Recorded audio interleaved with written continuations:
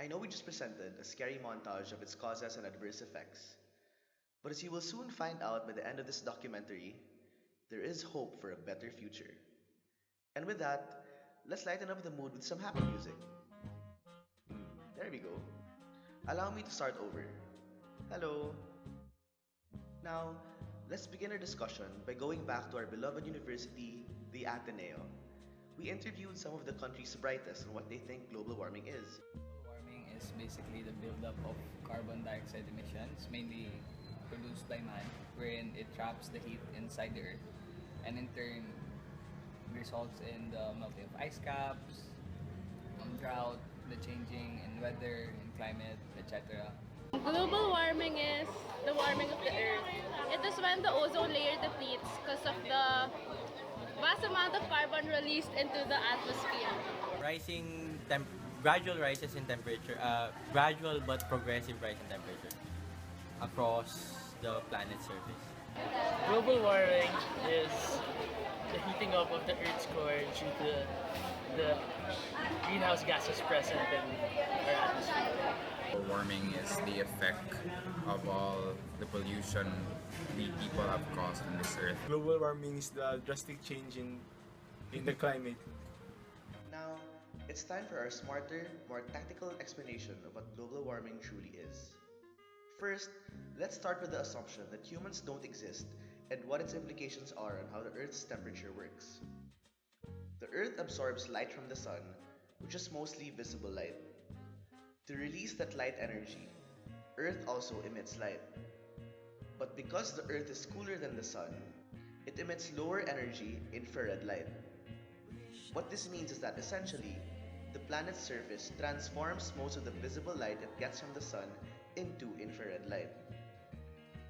Greenhouse gases in the atmosphere, such as methane and carbon dioxide, let visible light pass through, but absorb infrared light, causing the atmosphere to retain heat.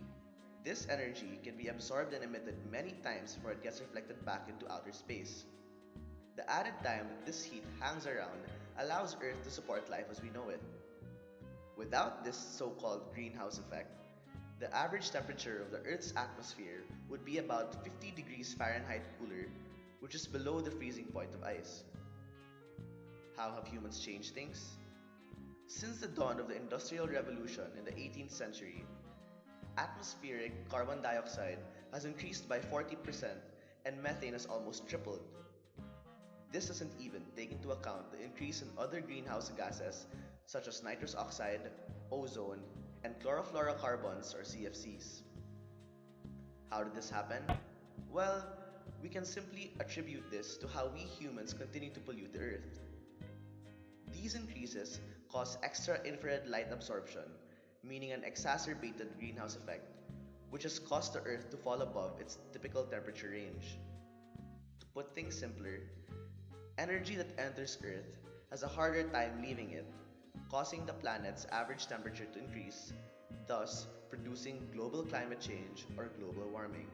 Their explanations may have been simpler, but these kids clearly know their stuff. Now, let's see how they answer the next question. Do you think global warming has adverse effects on the human race? Of course, global warming has an effect on our species since it affects our food, the livability of the temperature, and basically everything. Yes, I think that it has a drastic effect on humans because we will be unprotected from the vast amount of heat. Yes, it does because it affects the air we breathe in and nature in our environment. It will probably melt our ice caps, and so we're gonna see rising sea levels.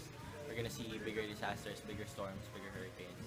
I honestly think it can wipe out the human race someday if we don't do anything. Once again, these smart Athenians have proven their wit and their vast understanding of the concept. And at least they know it's real, unlike some people. But does this knowledge translate into action? After following a bunch of people around, it turns out Athenians don't always dispose of their trash properly. Oh, look at that guy. Also, they simply refuse to Clego. Clego! The traffic in Katipunan, we think that they are the primary cause. A significant portion of the student population continues to reject walking, commuting, or carpooling to school. And to add insult to injury, a lot of them smoke too. Sadness. These things may appear to be insignificant, but collectively, they contribute to what is already an alarming amount of greenhouse gases emitted into the atmosphere. How bad is this really? To put things in perspective, the change in the Earth's temperature and climate has melted ice caps, leading to the rise in sea level. This has also brought about stronger storms, deadlier floods, and dangerous wildfires. If we haven't made ourselves perfectly clear yet, people die because of global warming. But like we said earlier, let's keep the discussion in a more festive mood. Let's go back to those intelligent Athenians. We may have put them in a negative light just a few moments ago, but they're not that bad. We proceeded to ask the future leaders of our nation a hypothetical question. If you were part of the government, would you prioritize the mitigation of global warming with regards to your policies? Part of the government, I would prioritize global warming mainly because the government is there to serve the people and its welfare.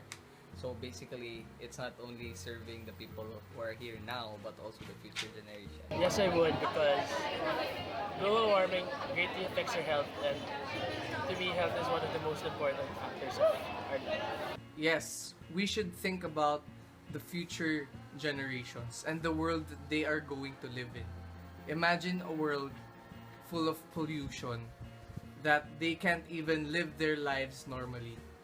Needless to say, we can see that behind the aforementioned bad habits, these kids seem to have the right idea, which is great.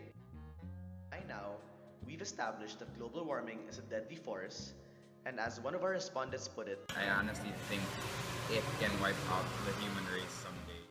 but like we said, there is hope. And to end our discussion, we now turn to Miss Ebony Lautner, an expert on the field of climate change. She spearheads the BPI Foundation's development interventions that are centered on saving the environment. She provides a glimmer of hope to what appears to be a hopeless situation. What's really important is that we balance what we release into the air, make sure we plant more trees, make sure we make sustainable decisions at home. Like, for example, you make sure to unplug all of your devices before you leave the house, or that you use chemicals, or even my dishwashing soap, for example, is something that I know is safe for the fishes. Because at the end of the day, those small choices make a big difference, so it really makes a ripple.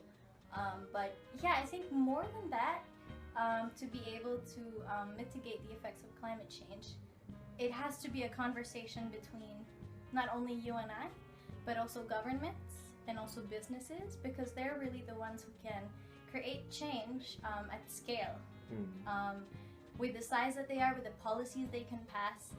Well, that concludes our documentary. Thanks everyone.